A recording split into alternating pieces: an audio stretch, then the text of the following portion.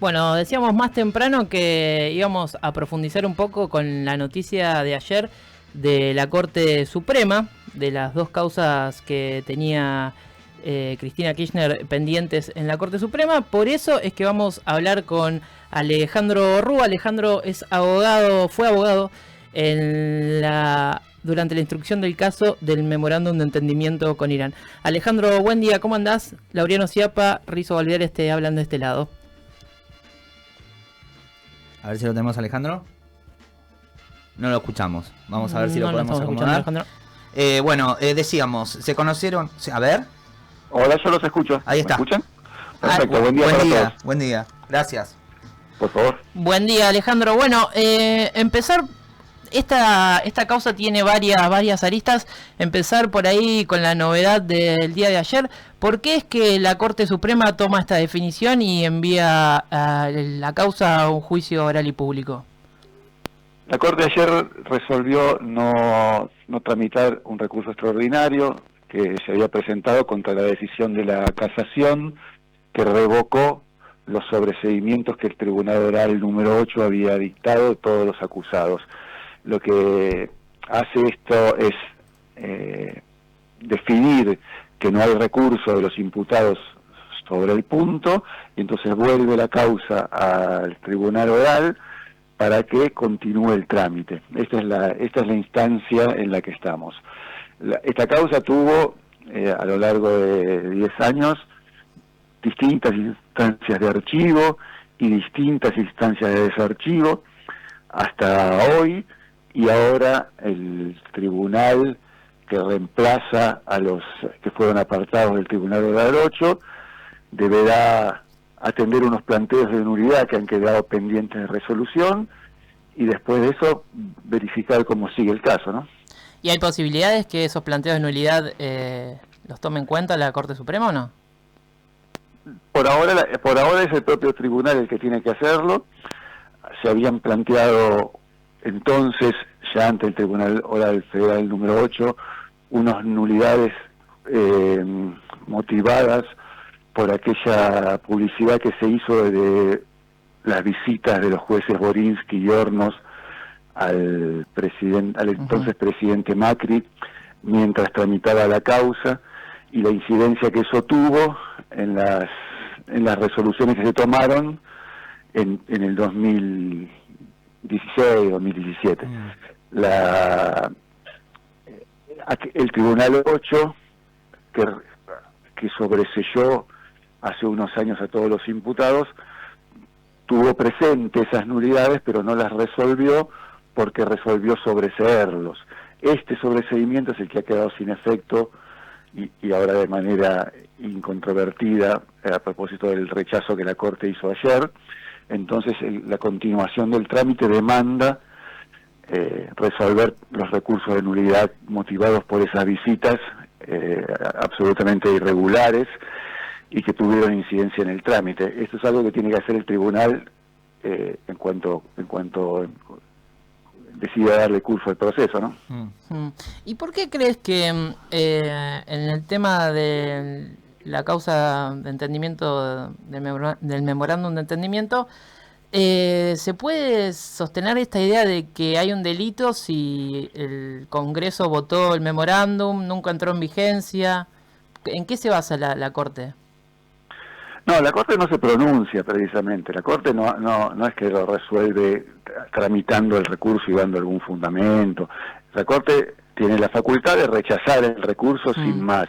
Esto es lo que ha hecho. O sea, no se ha pronunciado ni sobre la denuncia de Nisman, ni sobre las posiciones de la defensa sobre la inocencia o la culpabilidad. Esto se transmite así en los medios, pero es una información tendenciosa. La Corte no se ha pronunciado al respecto. Ahora será el tribunal del caso el que tenga que analizar, como dije, los planteos de nulidad pendientes de resolución, que tienen fundamentos serios y que deberán ser atendidos, y luego de eso, si decide continuar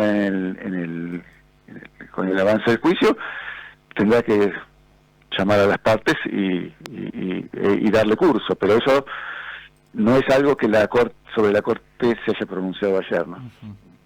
Alejandro, ¿qué tal? Buen día, Rizo te saluda. Yo lo que quiero preguntarte es más desde el conocimiento en lo que es el tablero de ajedrez judicial. ¿Crees que esto tiene que ver con algunos otros elementos políticos y sociales del momento? Casi una pregunta más de opinión personal. Bueno, los trámites de estas causas tienen que ver con eso.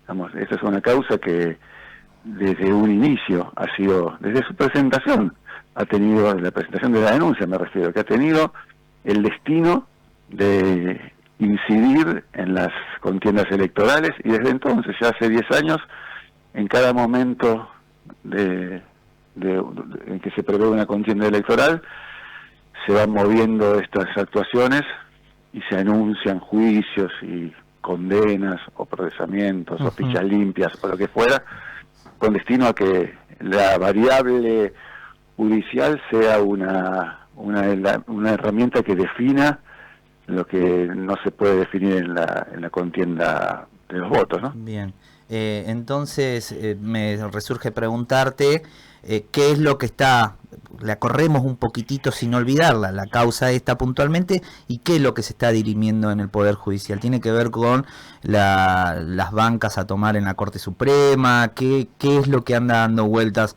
alrededor, que otra vez aparece esta carpeta acá y tenemos que avanzar en esto? Y lo que se hace público es la necesidad de mantener la proscripción de Cristina Fernández de Kirchner, que es la candidata opositora con más votos hoy, y con estos mecanismos coordinados entre algunos diputados o legisladores interesados en obtener esta ley de ficha limpia y que ata la suerte de los candidatos a las decisiones provisorias de los jueces sin una sentencia definitiva, y las decisiones que en tal sentido va tomando el Poder Judicial para apoyar este proceso. Parece que viene un proceso de proscripción a través a través de estas decisiones coordinadas entre el Poder Judicial y el Poder Legislativo, ¿no? Es decir que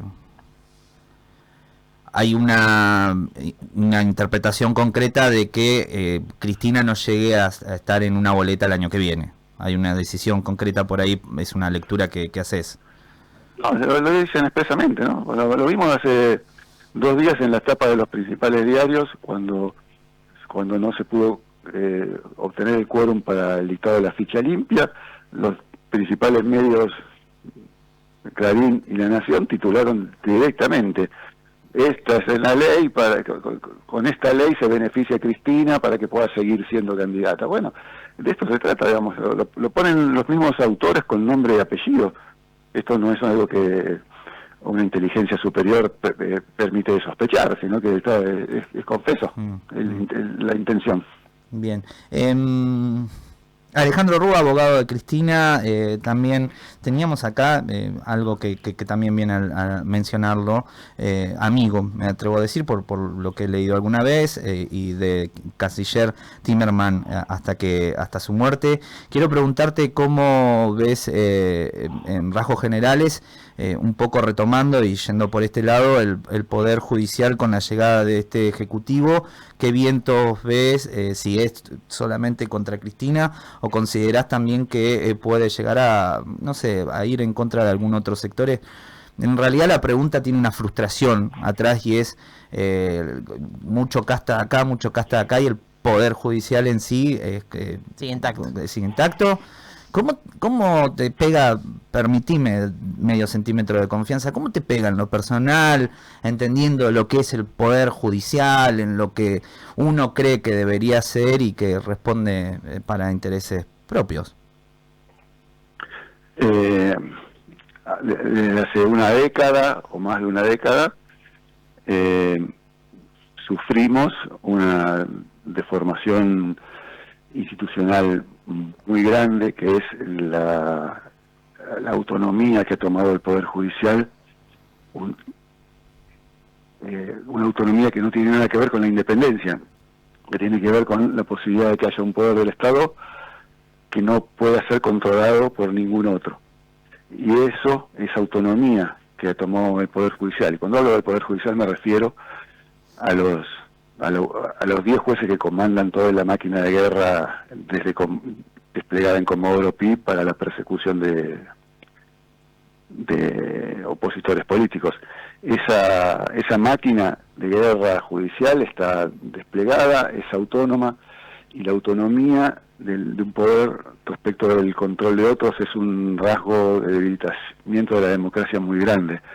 En el siglo pasado era la autonomía del poder militar el que no podía tener control por el poder político y generó las consecuencias tan dramáticas que ya conocemos. En este siglo se ha reemplazado la máquina de guerra por otra que es más propia de estos tiempos y que lamentamos no haber podido contener.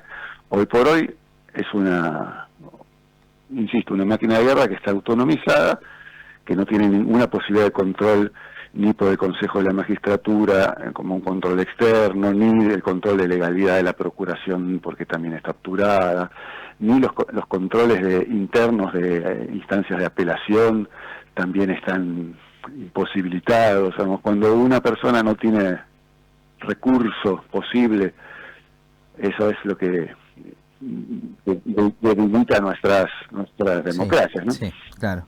Te agradecemos un montón, me quedo reflexionando, te agradecemos el tiempo, pero bueno, tiene que ver, nosotros hacemos comunicación popular, estamos muy atravesados por los sectores populares y la sensación es siempre esa, sí, con Cristina Fernández de Kirchner, está bien, hay otras intencionalidades y otras cuestiones en juego.